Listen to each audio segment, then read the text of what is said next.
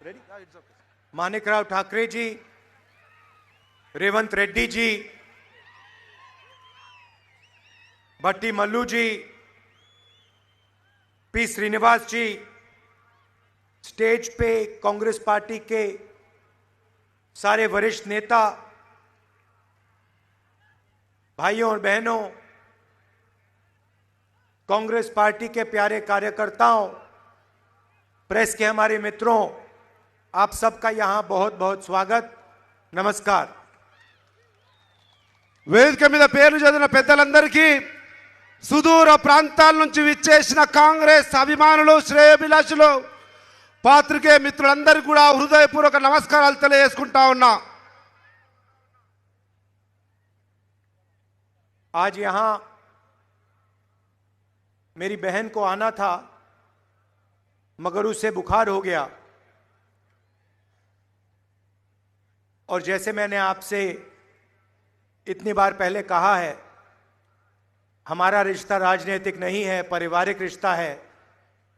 इसीलिए अगर बहन नहीं आ पाई तो मैं आ गया। మా సోదరిమణి ప్రియాంక గాంధీ గారు రావాల్సినటువంటి ఈ సమావేశానికి ఆరోగ్యం బాగలేని కారణంగా రాలేని పక్షంలో మాది రాజకీయ అనుబంధం కాదు, మీది నాది ఒక కుటుంబ అనుబంధం కనుక నా చెల్లి రాలేని పక్షంలో నేను రావాలి, నా కుటుంబ సభ్యులను చూడడానికి రావడం జరిగింది। मुझे कहा कि 5 बजे सीईसी की जो मीटिंग होती है जहां टिकट के निर्णय लिए जाते हैं, वो 5 बजे शाम को आज थी और मुझे वहां रहना है। ఈ రోజు సెంట్రల్ ఎలక్షన్ కమిటీ మీటింగ్ ఢిల్లీలో ఉండి ఎన్నికల్లో టికెట్లు డిసైడ్ చేసే ప్రధానమైనటువంటి సమావేశం ఉన్నప్పటికీ ఈ ప్రజానికమే నాకు ప్రాముఖ్యమైనటువంటి ఆలోచనతో మీ ముందుకు రావడం జరిగింది। तो मैंने कहा देखिए वो सब ठीक है, मगर अगर तेलंगाना में मेरी बहन ने कमिटमेंट दिया है और अगर वो नहीं पूरा कर पा रही है तो तेलंगाना जाना सीईसी मीटिंग से जरूरी है। సోదరి మన ఇచ్చినటువంటి కమిట్మెంట్ మాట ఇచ్చింది, కొల్లాపూర్కి వస్తా అని ఆ మాట నిలబెట్టుకోలేని పక్షంలో ఆరోగ్య పరిస్థితుల వల్ల సిఈసి ప్రధానమైనటువంటి మీటింగ్ ఉన్నా కానీ మీ దగ్గరికి రావాల్సినటువంటి పరిస్థితి ఏర్పడింది। भाइयों और बहनों, आपके सामने चुनाव है और लड़ाई दोराला तेलंगाना और प्रजाला तेलंगाना के बीच में है। ఈ రోజు జరుగుతున్నటువంటి ఎన్నికల సమరం ప్రజల తెలంగాణ, దొరల తెలంగాణ రెండిటి మధ్య యుద్ధం జరగబోతా ఉంది, ప్రజలకు దొరలకు మధ్యన। एक तरफ आपके चीफ मिनिस्टर,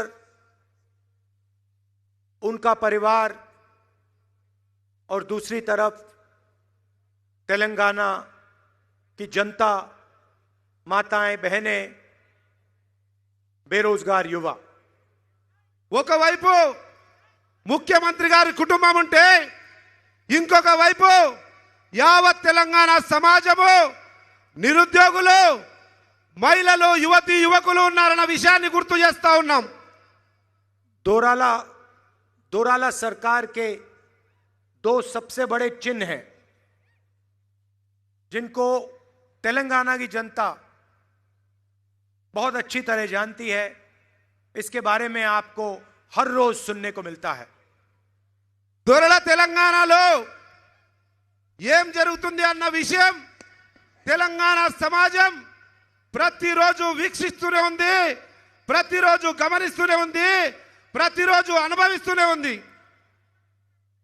सबसे बड़ा धोखा कलेश्वरम प्रोजेक्ट का धोखा, అత్యంత పెద్ద మోసం, దగా ఈ ప్రభుత్వం చేసింది అంటే కాళేశ్వరం ప్రాజెక్టు పేరు మీద లక్షల కోట్ల అవినీతి అనే మోసం। बीजेपी बीआरएस ने तेलंगाना की जनता से 1 लाख करोड़ रुपया लूटा है। బీఆర్ఎస్ మరియు బీజేపీ రెండు కలిసి ఈ తెలంగాణ రాష్ట్ర ప్రజల సొమ్మైనటువంటి ప్రభుత్వ సొమ్ము 1,00,000 కోట్లను బుక్కేసింది, మింగేసింది, దోచేసింది। ये पैसा आपका है, आपके भविष्य का पैसा है और 1,00,000 करोड़ रुपए आपके चीफ मिनिस्टर ने तेलंगाना की गरीब जनता से, किसानों से, मजदूरों से चोरी किया है। ఈ 1,00,000 కోట్ల డబ్బు రైతుల నుంచి, బీదల నుంచి, సామాన్య ప్రజల నుంచి ట్యాక్స్ రూపంలో గుంజి వాళ్ళ సొంత లాభాపేక్షకు మింగేసిరు 1,00,000 కోట్లన్న వాస్తవాన్ని తెలియజేస్తా ఉన్నాం। और आज वहां जो बराज है, उसके खंबे हैं, वो चूर चूर होके टूट रहे हैं। బ్యారేజ్ ఏదైతే కాళేశ్వరం బ్యారేజ్ బ్రిడ్జ్లు ఏవైతున్నాయో ఏడాది కూడా కాలే, కూలిపోతా ఉన్నాయి, ఊగిపోతా ఉన్నాయి, శిథిలావస్థకు వచ్చినాయంటేనే వాస్తవ పరిస్థితిని గమనించవలసిందిగా కోరుతా ఉన్నాం। भाई और बहनों, सिर्फ कर्ज मिटाने के लिए 2040 तक तेलंगाना का हर परिवार तकरीबन 31,500 रुपए देगा।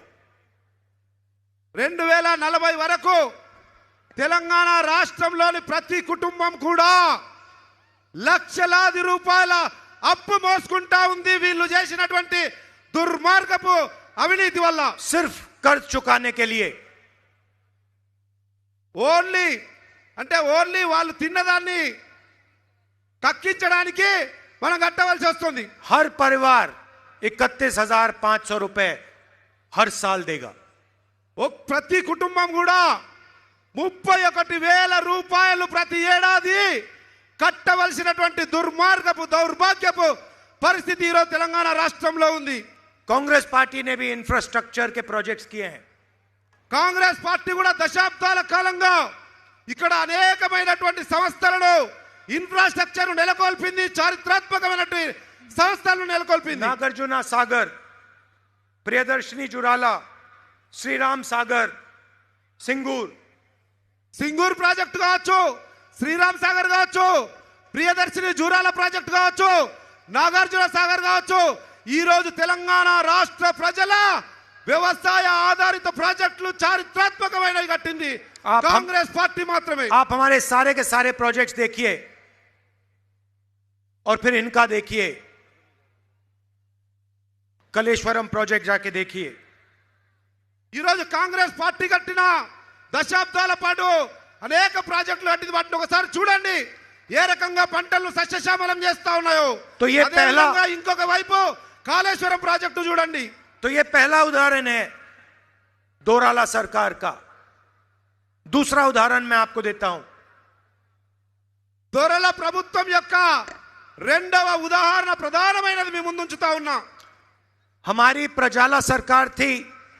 हमने दलितों को, आदिवासियों को, पिछड़ों को, गरीबों को उनकी जमीन वापस दी।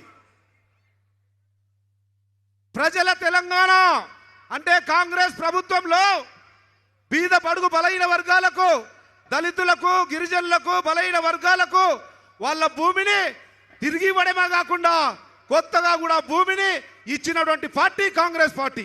और जो हमने जमीन दी वो आपके चीफ मिनिस्टर ने पूरी की पूरी वापस ले ली। చారిత్రాత్మకమైన నిర్ణయంతో ఆ రోజు ఇందిరాగాంధీ కాంగ్రెస్ పార్టీ ఇచ్చినటువంటి భూమిని ఈ రోజు కల్వకుంట్ల చంద్రశేఖరరావు బీఆర్ఎస్ ప్రభుత్వం దౌర్జన్యంగా లాక్కుంటా ఉంది। कंप्यूटराइजेशन का बहाना था और धरनी पोर्टल चोरी करने का तरीका। కంప్యూటరైజేషన్ పేరు మీద భూములన్నిటి కూడా సాంకేతిక పరిజ్ఞానాన్ని ఉపయోగిస్తామని ధరణి పేరు మీద మొత్తం భూములను లాగేసుకున్నటువంటి కుట్ర జరుగుతా ఉంది తెలంగాణ రాష్ట్రంలో। तेलंगाना में 20 लाख किसानों को नुकसान हुआ, उनकी जमीन ली गई। తెలంగాణ రాష్ట్రంలో 20 లక్షల మంది రైతులకు అన్యాయం జరుగుతా ఉంది ధరణి పోర్టల్ వల్ల। और फायदा किसको हुआ?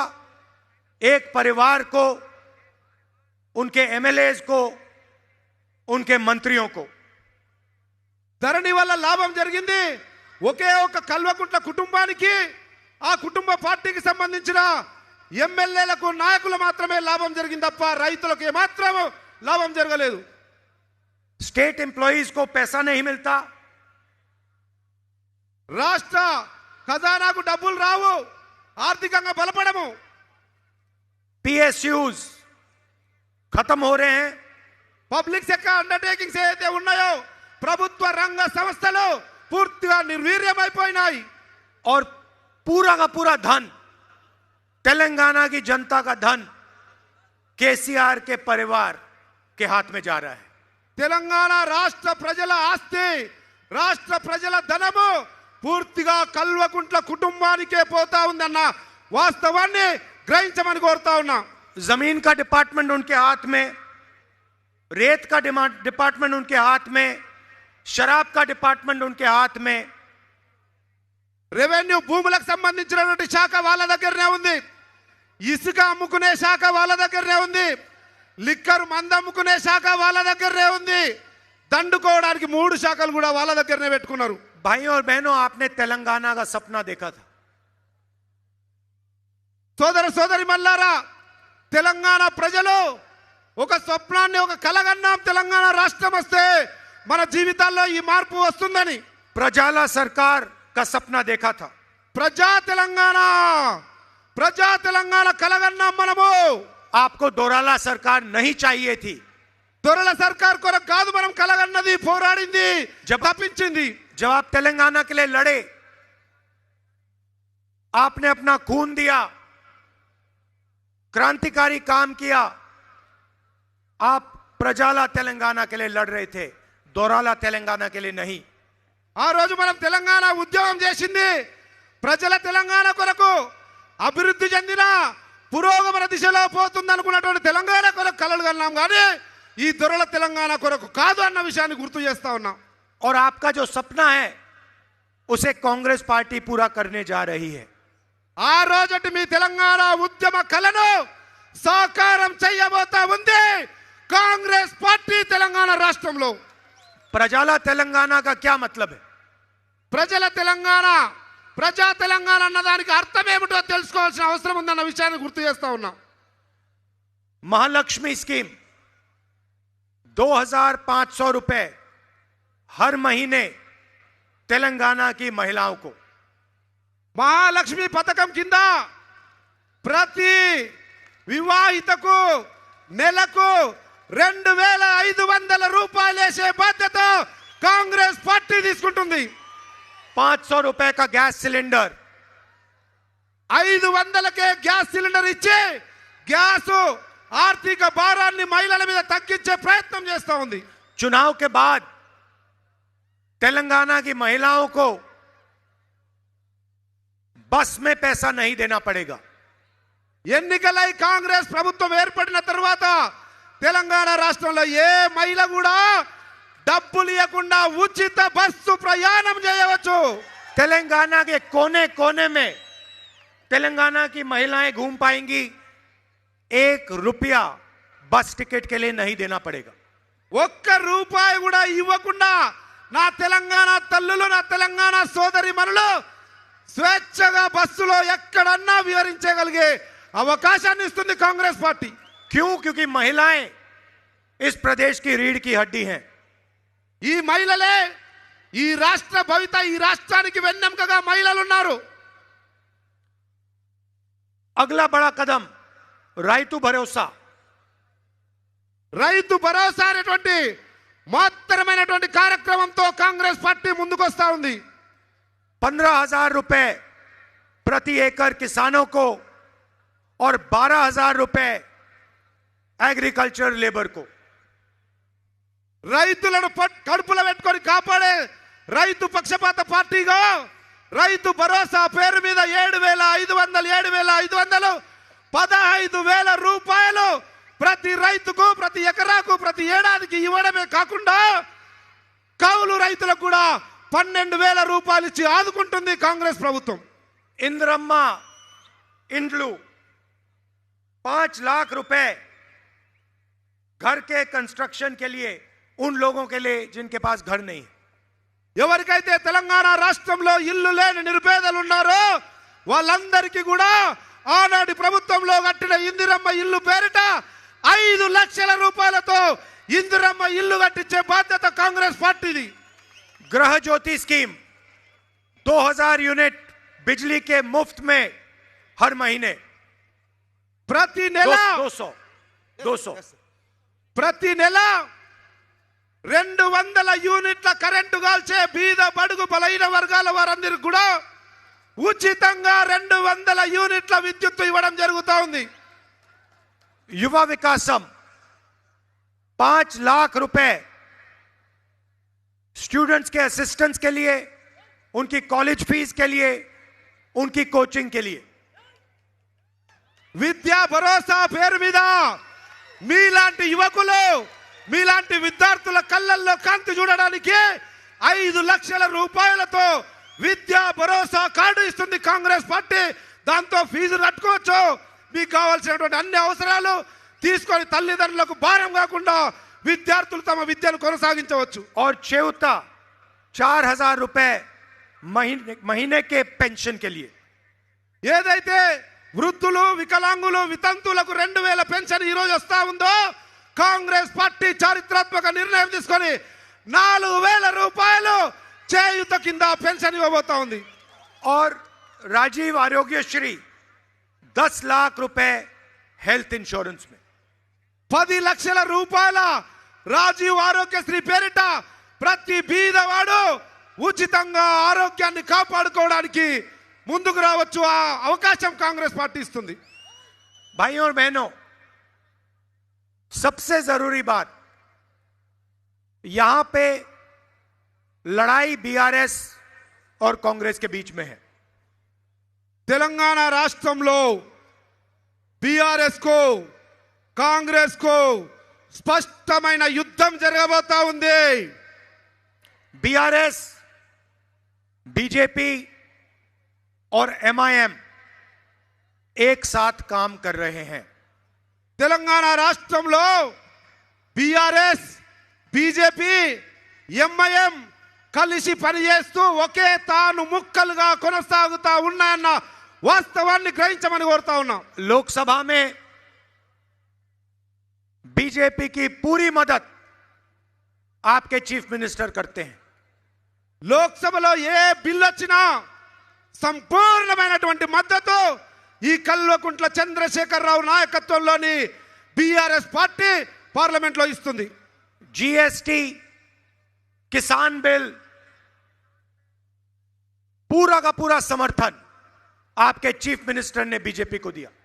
అనేక చట్టాలు, జిఎస్టీ కావచ్చు, రైతు వ్యతిరేక నల్ల చట్టాలు కావచ్చు, అనేక బిల్లులకు కూడా బీఆర్ఎస్ పార్టీ స్పష్టంగా భారతీయ జనతా పార్టీకి పార్లమెంటు సాక్షిగా అండగా నిలబడ్డది. विपक्ष के सारे चीफ मिनिस्टर्स पर CBI, ED, income tax department के केसेस हैं. భారతదేశంలోని ప్రతిపక్ష పార్టీ ముఖ్యమంత్రులు, నాయకుల మీద ఈడీ, సిబిఐ, విజిలెన్స్ ఈ రకంగా అనేకమైనటువంటి దాడులు జరుగుతూ ఉన్నాయి. मगर आपके चीफ मिनिस्टर पर ना कोई सीबीआई का केस, ना ईडी का केस, ना विजिलेंस, ना इनकम टैक्स. అదే తెలంగాణ గౌరవ ముఖ్యమంత్రి మీద మాత్రం ఏ ఈడీ ఉండదు, ఏ విజిలెన్స్ ఉండదు, ఏ సిబిఐ ఉండదు, ఏ ఎంక్వైరీ ఉండదు అన్న వాస్తవాన్ని గ్రహించమని కోరుతా ఉన్నాం. ये मिलके काम करते हैं और इनका लक्ष्य है कि कांग्रेस पार्टी तेलंगाना में चुनाव ना जीते.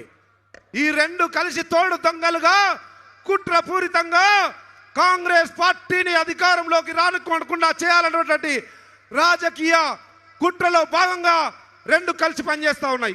दूसरी तरफ एमआईएम खड़ी है. ఇంకొక వైపు ఎంఐఎం కూడా లోపాయికారిగా వారితో పనిచేస్తా ఉంది.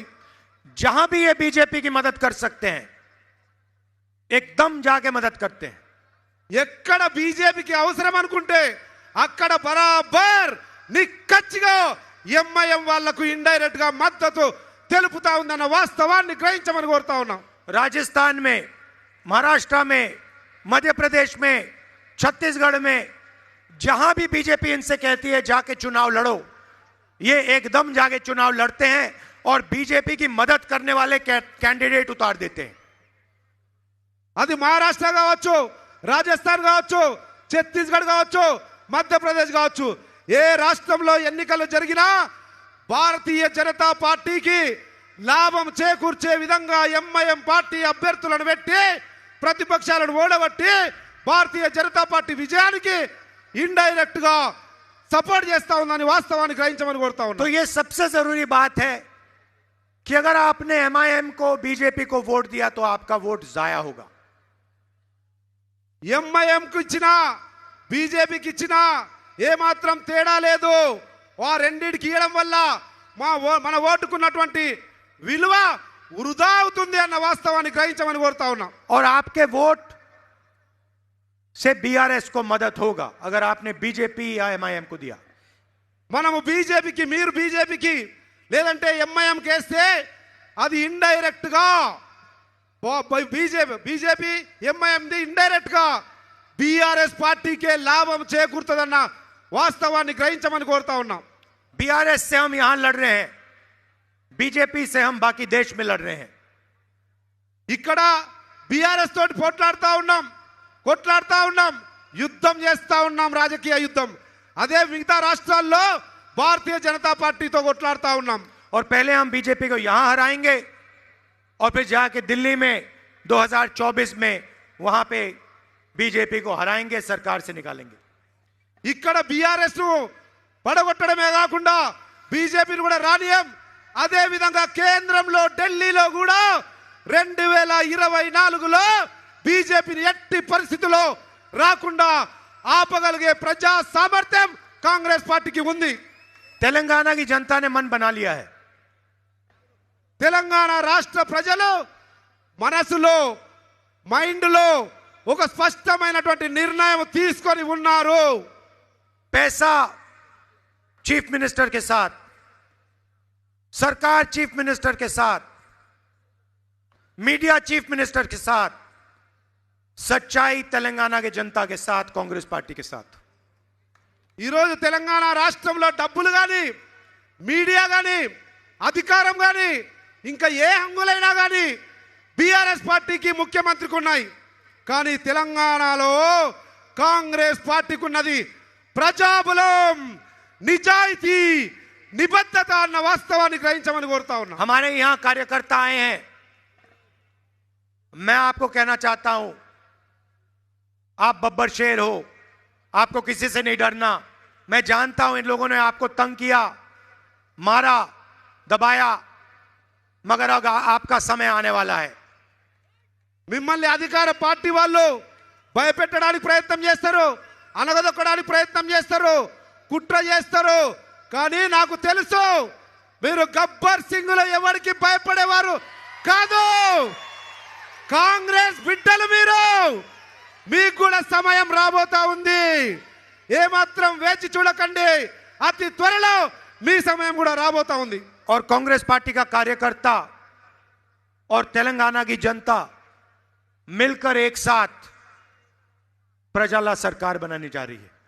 కాంగ్రెస్ కార్యకర్తలు, నాయకులు, తెలంగాణ యావత్ సమాజం కలిసి మలిసి రాబోయే రోజుల్లో ప్రజల తెలంగాణ నిర్మాణానికై సంఘటితంగా పనిచేయవలసినటువంటి అవసరం ఉంది। आखिरी बात मैं आपसे कहना चाहता हूं, आज इंदिरा गांधी जी का शहीद दिवस है। ఈ రోజు మన ప్రియతమ మాజీ ప్రధానమంత్రి శ్రీమతి ఇందిరాగాంధీ స్వర్గీయులైనటువంటి దివంగత నేత ఇందిరాగాంధీ గారి వర్ధంతి ఈ రోజు। मैंने आपसे कहा कि मेरा रिश्ता राजनीतिक नहीं है, मेरा रिश्ता पारिवारिक है। నేను ముందే చెప్పాను, మన బంధం రాజకీయ బంధం మాత్రమే కాదు, ఇది కుటుంబ బంధం, కాంగ్రెస్ కుటుంబ బంధం అన్న వాస్తవాన్ని గుర్తు చేస్తా ఉన్నా। और जब मेरी दादी को जरूरत थी तब तेलंगाना की जनता ने इंदिरा गांधी जी की मदद की थी। చరిత్రలో ఇందిరాగాంధీకి ఒక అత్యవసర పరిస్థితి, తప్పనిసరి పరిస్థితి వచ్చినప్పుడు పెద్ద ఎత్తున అండగా నిలబడిన జనం ఎవరు ఇందిరాగాంధీ కంటే తెలంగాణ రాష్ట్ర జనం, తెలంగాణ ప్రజలే ఆ రోజు ఇందిరాగాంధీకి అండగా నిలబడ్డారు। और ये मैं कभी नहीं भूलूंगा, पूरी जिंदगी नहीं भूलूंगा। జీవితంలో చారిత్రాత్మకమైనటువంటి సత్యాన్ని మర్చిపోలేను తెలంగాణ రాష్ట్ర ప్రజల నుంచి దొరికిన మద్దతును. आप तेलंगाना की लड़ाई लड़े और सोनिया गांधी जी ने आपके साथ मिलकर तेलंगाना दिया.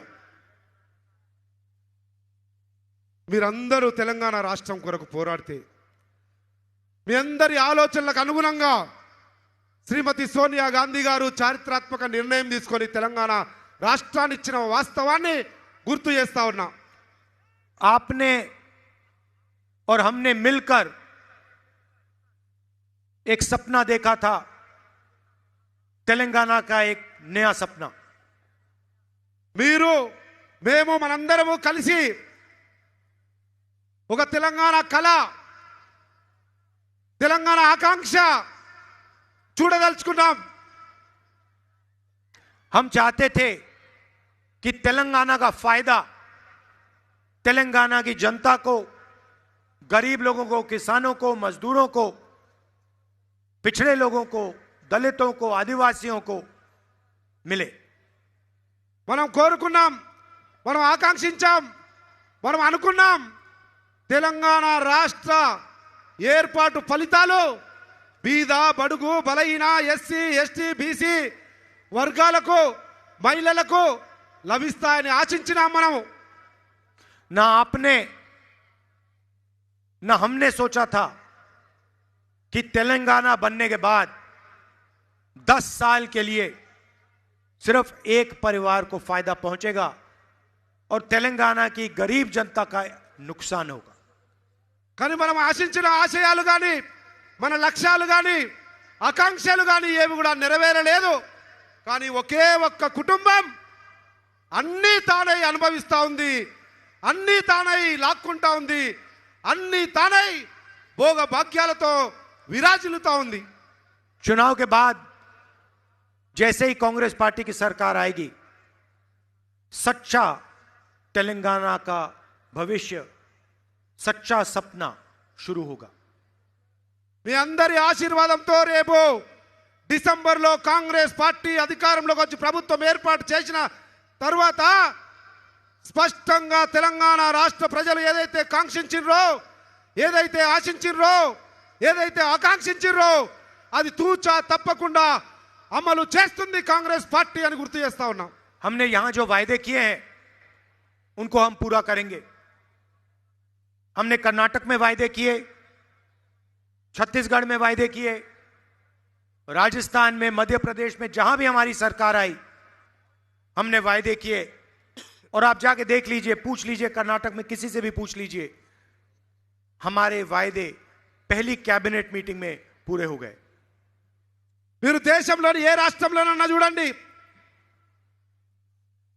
ఛత్తీస్గఢ్ కానీ, మొన్నటి కర్ణాటక కానీ, హిమాచల్ కానీ, ఏ రాష్ట్రంలో కాంగ్రెస్ పార్టీ అధికారంలోకి వస్తే ఆ రాష్ట్రంలో ఇచ్చిన గ్యారంటీలు ఏవైతే ఉన్నాయో మొదటి కేబినెట్ సమావేశంలోనే ఒకే ఒక్క సంతకంతో ఇచ్చిన గ్యారంటీలన్నీ పూర్తి చేసిన చరిత్ర కాంగ్రెస్ పార్టీది ఈ భారతదేశంలో తెలుసుకోవాల్సిందిగా కోరుతా ఉన్నా. जितना पैसा आपके चीफ मिनिस्टर ने आपसे चोरी किया है, उतना पैसा कांग्रेस पार्टी वापस आपके जेब में डालने जा रही है.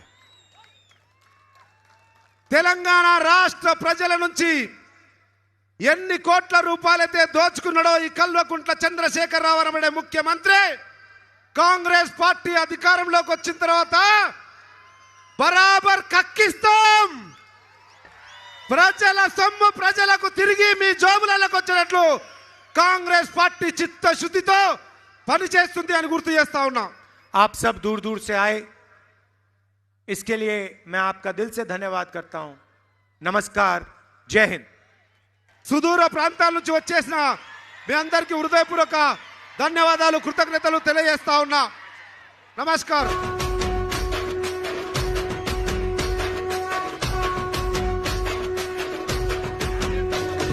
మూడు రంగుల జెండా బట్టి సింగమోలే కదిలినాడు ఒక్కరో కాంగ్రెస్ సూర్యుడు, మన రాహుల్ గాంధీ నిగదీసి అడిగే మునగాడు. వీడు భూమిన వానైతాడు, బీద సాదల ధైర్యం వీడు, దోపిడి దొంగల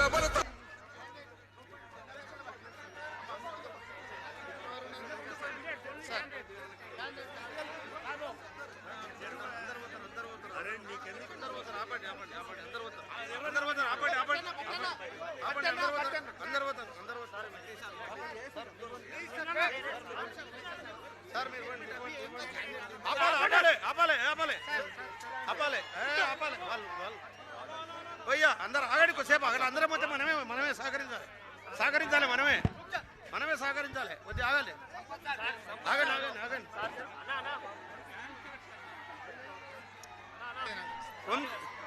వంశీ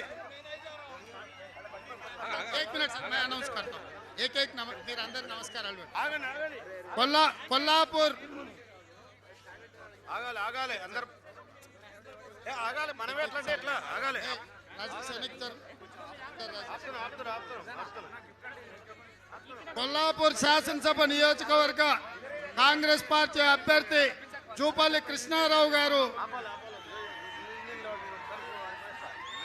అచ్చంపేట శాసనసభ నియోజకవర్గ కాంగ్రెస్ అభ్యర్థి డాక్టర్ వంశీ కృష్ణ గారు, నాగర్ కర్నూలు శాసనసభ నియోజకవర్గ కాంగ్రెస్ పార్టీ అభ్యర్థి డాక్టర్ రాజేష్ రెడ్డి గారు, ఎన్ఎం మహబూబ్ నగర్ అసెంబ్లీ శాసనసభ నియోజకవర్గ అభ్యర్థి ఎన్ఎం శ్రీనివాస్ రెడ్డి గారు, జడ్చర్ల శాసనసభ నియోజకవర్గ అభ్యర్థి అనిరుద్ రెడ్డి గారు, గద్వాల శాసనసభ నియోజకవర్గ అభ్యర్థి సరితా తిరుపతయ్య గారు, మా మిత్రుడు అలంపూర్ శాసనసభ నియోజకవర్గ అభ్యర్థి మీ అభిమాన నాయకుడు సంపత్ కుమార్ గారు, వీళ్ళందరినీ వనపర్తి శాసనసభ నియోజకవర్గ అభ్యర్థి డాక్టర్ జిల్లెల చిన్నారెడ్డి గారు, వీళ్ళందరినీ అత్యధిక మెజార్టీతో గెలిపించమని చెప్పి రాహుల్ గాంధీ గారి తరఫున మీ అందరికీ విజ్ఞప్తి చేస్తూ సెలవు తీసుకుంటున్నా. జై కాంగ్రెస్, జై జై కాంగ్రెస్. రాహుల్ గాంధీ